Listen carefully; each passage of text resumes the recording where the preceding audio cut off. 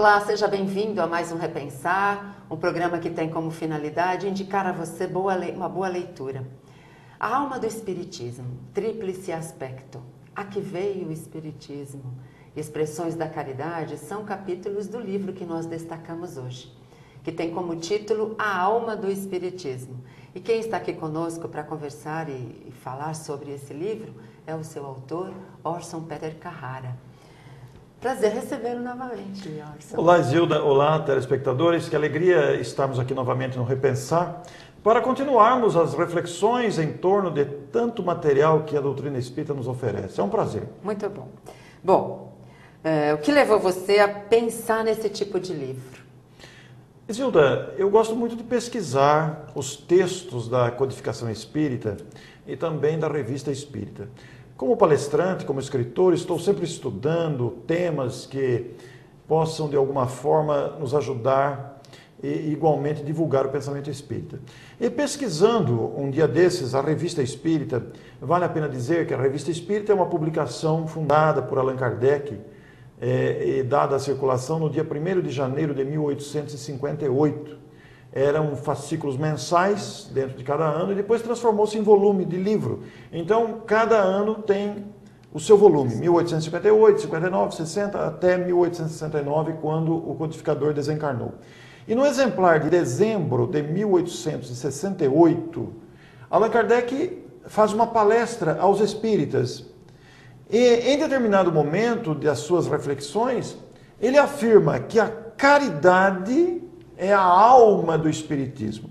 E Zilda, esta frase me saltou aos olhos e comecei a pesquisar sobre o assunto, principalmente motivado pelas recordações da infância.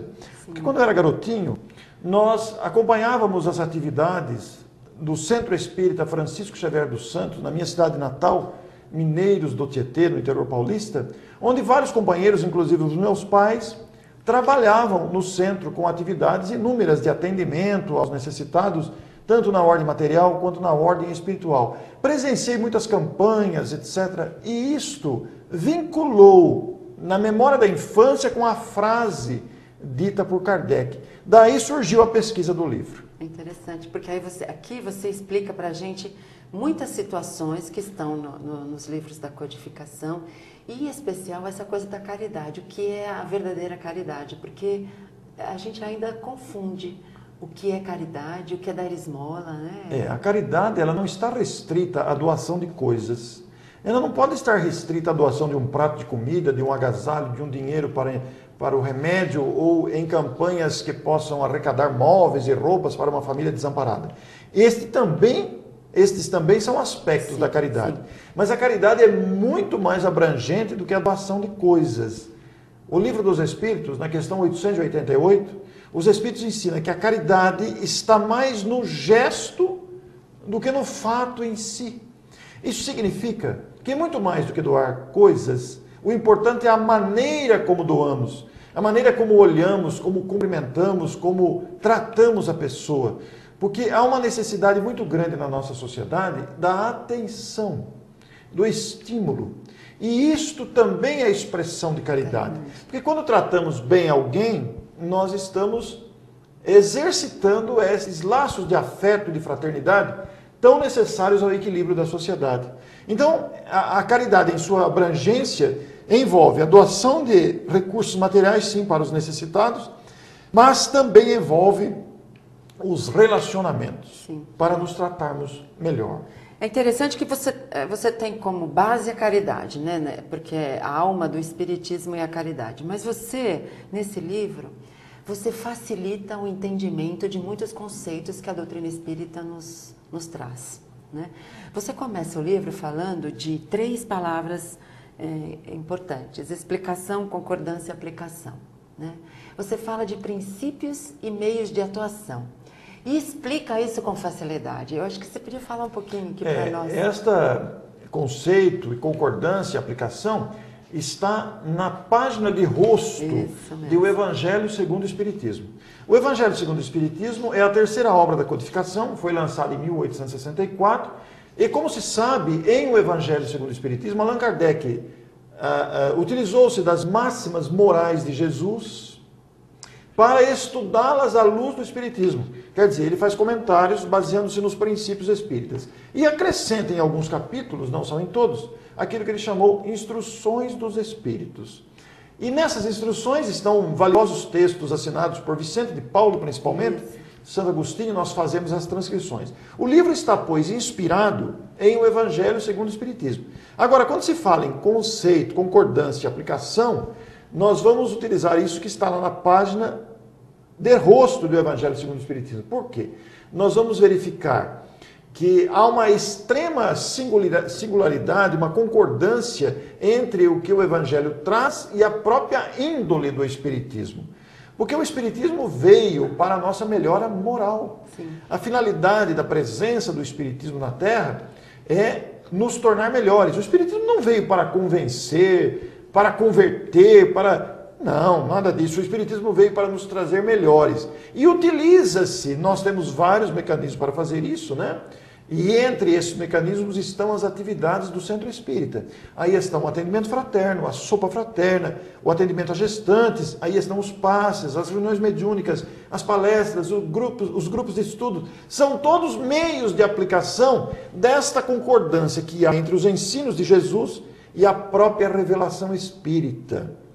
Porque isso vai nos fazer entender e sentir a índole, o espírito do Espiritismo, que é exatamente este elo de fraternidade que ele estimula em seus adeptos. É interessante que você como eu citei na introdução, né? Você dividiu o livro, né, em Alma do Espiritismo, primeiro capítulo, Tríplice Aspecto, segundo capítulo, não é isso? É a segunda parte, são segunda partes. Parte, cada parte tem seus capítulos. Segunda parte, a terceira parte é... Vamos lembrar agora, né? Nós temos Expressões da Expressões Caridade. da Caridade, acho que é a quarta, e depois né? É assim, tem uma terceira parte agora que me foge a memória então, também. nós vamos para o intervalo e a gente volta relembrando essa parte. Isso, nós já voltamos. Até já.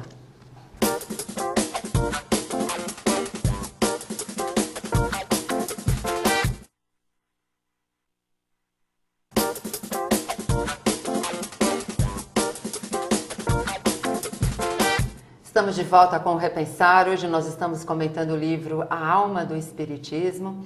Estamos conversando com seu autor, Orson Peter Carrara. E antes de nós darmos sequência a essa conversa, a gente gostaria de convidar você a participar do Clube Amigos da Boa Nova. Engaje-se junto conosco nesse ideal de divulgar a doutrina dos espíritos, fazer com que mais pessoas tenham acesso à informação, à orientação, ao consolo. Você pode fazer essa contribuição, essa ajuda através do telefone 0800 12 18 38. Junte-se a nós, seja um divulgador da doutrina dos espíritos. Bom, Orson, vamos falar dessas partes aqui, dessa divisão que você fez no livro. A Alma do Espiritismo, o Tríplice Aspecto, na ciência, filosofia, religião. Aqui veio o Espiritismo e as expressões da caridade. O que eu achei interessante nesse livro, e que posso já testemunhar você que está nos assistindo, é que ele facilita o entendimento dos conceitos da doutrina dos espíritos para quem participa de cursos, ministra aulas, palestras, facilita a explicação, né? O falar sobre a doutrina dos espíritos. E eu achei isso extraordinário. Você está nos ajudando a falar fácil. Eu fico muito agradecido, Isilda, porque a nossa pretensão, o nosso objetivo foi fazer uma obra didática justamente para realçar e destacar essa didática do codificador Allan Kardec. As obras da codificação, elas são inesgotável fonte de consulta. Então, neste caso, baseando-se em o Evangelho segundo o Espiritismo, nós temos uma riquíssima fonte de informações, especialmente quando consideramos as mensagens de Vicente de Paulo, também a mensagem fabulosa de Elizabeth de França, quando fala da caridade para com os criminosos, as orientações claras de Santo Agostinho, quer dizer, são orientações para a própria vida. Sim. Nós estamos vivendo um momento conturbado da sociedade e Elizabeth de França nos fala sobre a caridade com os criminosos, situando-os como filhos de Deus também, almas atordoadas pelas emoções desajustadas e que merecem a compaixão, a nossa prece, assim como as vítimas de tantos casos de tragédias que temos visto. Então, são detalhes didáticos apresentados por esses autores e que merecem ser destacados e conhecidos. Uma coisa que me chamou a atenção, é uma informação, uma orientação, é a dúvida de muita gente ainda acerca da ciência, filosofia e religião. Espiritismo é religião? As pessoas ainda confundem, elas não sabem distinguir, né, onde está a ciência, onde está a filosofia, onde está a religião. Né? Pois é, a palavra religião, ela está um pouco desgastada por vários fatores, misturada com misticismo, com fanatismo e uma série de outras coisas. Mas o Espiritismo é religião, sim. Apesar do desgaste da palavra religião, isso não invalida a sua essência natural, a sua essência de origem, porque religião significa a ligação do ser com o Criador, que não precisa de intermediários. Então a religião é essa manifestação de fé genuína, autêntica, que todos nós podemos usar. E o Espiritismo esclarece isso com profundidade, apresentando-nos o Criador como origem de todas as coisas, o Criador de todas as coisas, a inteligência suprema do universo, quer dizer, a maior das inteligências. Então, quando nós falamos no sentido religião, nós estamos lembrando a importância da ligação do ser com o seu Criador. Ora, se nos ligamos ao Criador, que é bondade, grandeza absoluta, ser perfeito, nós nos lembramos também da necessidade da fraternidade, do auxílio ao próximo, do amor ao próximo. E aí entra o caráter da religião. Agora, muitas pessoas confundem isso, mas o Espiritismo está baseado nesse tríplice aspecto. Ele é ciência, sim, porque ele pesquisa, observa os fenômenos produzidos pelos espíritos. Se estamos numa sala, por exemplo, em que surge um perfume natural, ou que um objeto se move sem ninguém colocar a mão, estamos diante de um fato, uma cura, sem anestesia, sem corte, sem sair sangue. Como que isso ocorre? Ora, aí está um fenômeno produzido pelos espíritos. A psicografia, são vários. Aí a ciência espírita pesquisa os fenômenos. A filosofia espírita questiona os ensinamentos e quer saber por quê, como ocorrem, qual a origem, como é que está isso. E a religião espírita estimula a renovação moral do homem. Então é o tríplice aspecto do espiritismo. Porque a ciência de observação, com questionamentos filosóficos que levam a consequências morais. Outro ponto interessante é quando você também associa a mediunidade com a caridade. Eu achei fabuloso. Usar a mediunidade fazendo caridade. É uma forma de caridade, é isso? Claro, a mediunidade é uma fonte de bênçãos, porque através da mediunidade, todos nós somos mais ou menos médium, como esclareceu o codificador.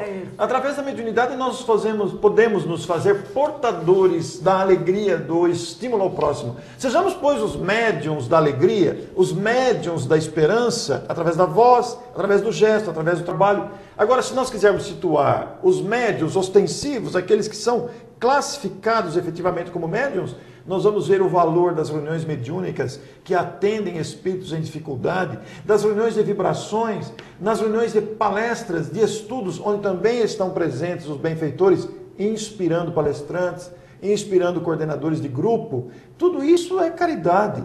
Por isso que nós dedicamos a obra ao médium Divaldo Pereira Franco, pelo seu exemplo de amor ao próximo, assim também como fez Chico Xavier, Sim. E assim como fizeram outros ícones da história, Madre Teresa de Calcutá, Irmã Dulce, Martin Luther King, tantos outros, Mahatma Gandhi, Zilda Arnes, João Paulo II, Cai Barchute. Cai Barchute, o grande espírita de Matão, o pai dos pobres de Matão, expressão viva da caridade. Porque o que vale é que a nossa bondade que queiramos desenvolver, aciona mecanismo de sintonia com os benfeitores que nos usam como instrumentos para auxiliar o próximo. Então, eu acho que o seu livro, não é porque aqui nós estamos conversando, mas eu acho que em alguns pontos ele tira um pouco do místico, um pouco daquela vontade do milagre, porque esclarece assim com facilidade. Sabe, Gilda, nós temos que fazer a caridade até com a gente mesmo. Verdade. E o fazer a caridade com a gente mesmo assumir uma postura de mais esperança, de mais alegria, de mais renovação, ao invés de nos entregarmos a tantas reclamações, revoltas e nos deixarmos entristecer, desanimados, quando somos capazes de praticar a caridade com a gente mesmo, fazendo-nos mais fortes. Muito bom. Nós vamos a um breve intervalo e já voltamos.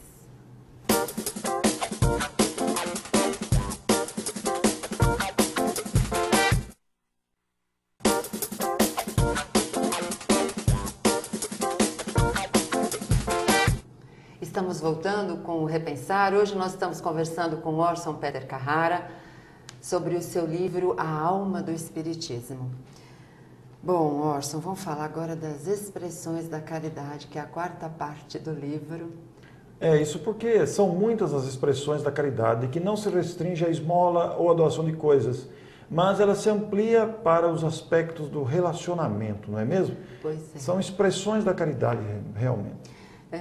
Você fala, nesse capítulo, você coloca para a gente não só as grandes personalidades que exemplificaram para nós a caridade como deve ser, mas você também fala dos anônimos e você fala do dia a dia, que facilita, por exemplo, no casamento. Né? É muito importante trazer isso aqui à apreciação, porque muitos de nós somos levados a confundir a caridade como o socorro ao mendigo, ao indigente, etc. Também é uma expressão de caridade, visitar o enfermo no hospital, fazer campanhas de arrecadação, etc. Mas a caridade se manifesta em pequenos e simples gestos. Imaginem vocês, os telespectadores, e Zilda, nós podemos imaginar o silêncio que se pode fazer na hora do almoço diante de uma irritação de um familiar. O silêncio que nós fazemos ali poderá evitar grandes discussões. Então, são expressões da caridade, sem dúvida, silenciar diante de fatos desagradáveis, nos mantermos serenos diante das situações difíceis, estimularmos a criatura. E é muito interessante pensar que a bandeira do Espiritismo afirma que fora da caridade não há salvação. Por quê? Que salvação é essa? O Espiritismo não diz fora do Espiritismo não há salvação. Ele diz categoricamente, fora da caridade não há salvação. Por quê? Do que a caridade salva? A caridade, esta postura mental de boa vontade, de disposição, de perdão, nos liberta de perturbações, nos liberta de dramas, porque nós nos colocamos à disposição para entender o próximo. E aí está o sublime da caridade. É este sacrifício pessoal para o bem do próximo. Em todos os sentidos. Exato. Em gestos pequeninos ou, naturalmente, em gestos mais expressivos também. Uma coisa que eu achei interessante no livro, nessa coisa do dia a dia, a frase do Dom Helder Câmara, quando ele, diante de um colar, ele diz assim, que um colar muito bonito, mas o que chamou a atenção dele é o fio que une todas aquelas pedras numa única coisa, né? Mais ou menos, esse é o sentido da frase, né? A personalidade admirável do Dom Helder Câmara, um lutador pela paz, um homem de bem, um homem que deixou exemplos marcantes, tem essa admirável frase que é um simbolismo para nos dizer que num conjunto cada peça é importante. Isso. E que a nossa perturbação, a nossa falta de boa vontade, a nossa indisposição, a nossa intolerância, a irritação, compromete o conjunto dos seres. Isso. Então é exatamente essa postura de boa vontade, a renúncia em favor do próximo, que forma a harmonia do conjunto. Por isso que a sociedade está tão caótica, porque cada um está pensando em si, esquecendo o conjunto. Quando aprendemos a valorizar a coletividade, pensando no bem do próximo, teremos resolvido a questão social. Porque o que está faltando é justamente a caridade. A ausência da caridade gera a agressão, gera a violência. A caridade, quando estivermos em dúvida como agir, de que forma eu vou me postar? De que forma eu vou sair disso? Perguntemos à caridade. Isso. E a caridade responderá que nós deveremos pensar antes nos outros, de pensar em nós. Verdade. É aquela postura de se colocar no lugar do outro. Perfeitamente. Né? Porque será que eu gostaria de que me fizessem o que eu vou fazer agora? Você veja aí o embasamento no Evangelho de Jesus. Faça Isso. ao próximo o que gostaria que lhe fizessem. Exato. Então, este é o sentido da caridade. Não é aquela... Porque muita gente confunde essa frase também. Eles dizem assim, não fazer o mal. Né? Não fazer aos outros aquilo que você não quer que te faça. O ideal é que você faça aos outros o que você quer. Isso nos lembra o ensinamento dos Espíritos. Basta não fazer o mal? Não, é necessário fazer o bem, em todos os sentidos. Então, a caridade pensa antes nos outros. Exato. Uma outra coisa que é interessante nesse livro é a caridade no centro espírita. Né? Lembra aquele pensamento de eu não te dou o peixe, mas eu te ensino a pescar. É que o Centro Espírita é uma instituição provida de muitos recursos para ajudar o ser humano. A sua função é exatamente essa, ajudar o ser humano integralmente. Então, não é apenas dar, não é assistencialismo, mas a função do Centro Espírita é educar a criatura humana para que ela descubra as suas próprias potencialidades, para que ela se descubra como ser capaz. E isto também é caridade, por isso que é a caridade no Centro Espírita, porque ao mesmo tempo que ela socorre, ela ensina, ela proporciona oportunidades de aprendizado e clareia a mente, isso também é caridade. Uma outra coisa que a gente também vê nas pessoas, né, que você fala do livro, é de impiedade, Orson. Você está lembrando desse? Sim, estou lembrando. O capítulo se chama Um Mal Chamado Impiedade. Porque é quando somos cruéis, Marisilda, quando nos deixamos levar pelo sentimento exclusivamente de crítica, o sentimento que machuca o outro, por inveja, por ciúme, isto é impiedade. Quando alguém cai, comete uma falha, vai para agravar a falha, para destacar a falha, porque isso é impiedade. Nós temos o dever de nos estendermos as mãos, porque como declara o próprio Kardec na obra O Evangelho segundo o Espiritismo, nós temos o dever da indulgência. A máxima de Jesus, não julgueis para não ser julgados, torna-se um dever através da indulgência, porque todos nós temos o dever de entender a dificuldade do outro. Isso também é caridade. Bom, nós estamos chegando ao final, a gente queria que você falou do blog, para as pessoas até terem acesso às suas informações, enfim, como é que a gente pode? Qualquer pessoa que se desejar, através da internet, poderá acessar o nosso blog. É Orson Peter Carrara, tudo junto, .blogspot.com. orsonpetercarrara.blogspot.com. Você pode nos escrever, lá tem o e-mail de acesso, de contato, que nós cadastramos você para receber notícias do movimento espírita. Não sou eu que mando, é um outro grupo que a gente está integrado para que essas ideias espíritas se espalhem mais e mais, para que esse espírito do espiritismo, a alma do espiritismo, a caridade nos relacionamentos, esteja cada vez mais em nossos corações. Nós agradecemos muito a sua presença aqui conosco. Marisilda, muito obrigado. Nosso abraço ao telespectador, meu abraço de gratidão e de carinho para que você se sinta sempre feliz e motivado para o bem, como todos nós estamos aqui. Muito obrigado. Se você quiser adquirir esta obra, entre em contato com a Mundo Maior Editora pelo site www.mundomaior.com.br. E se você quiser nos fazer alguma sugestão, repensar@redemundomaior.com.br. Nos encontramos na próxima semana. Até lá.